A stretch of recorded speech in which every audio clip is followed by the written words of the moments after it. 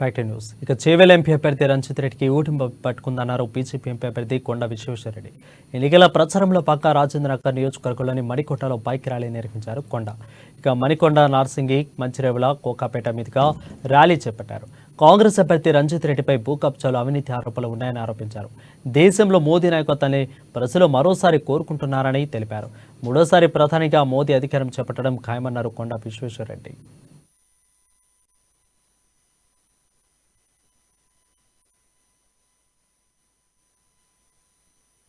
తప్పనిసరిగా already case నడుస్తుంది. ఇప్పుడు నేను ఏ రోజైతే యాత్ర మొదలుపెట్టిన ప్రజా ఆశీర్వాద యాత్ర, ఆ రోజు హైకోర్టులో అడ్మిట్ అయింది, హియరింగ్ అయింది.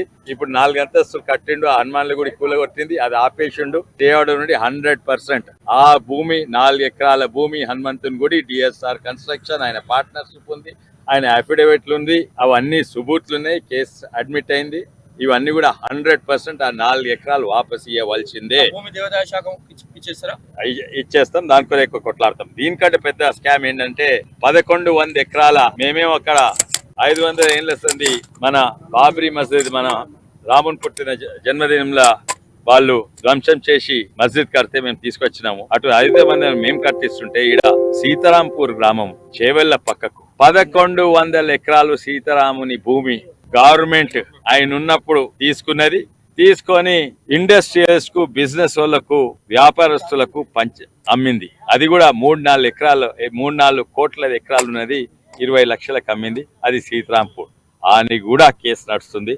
అది తప్పనిసరిగా వాపసు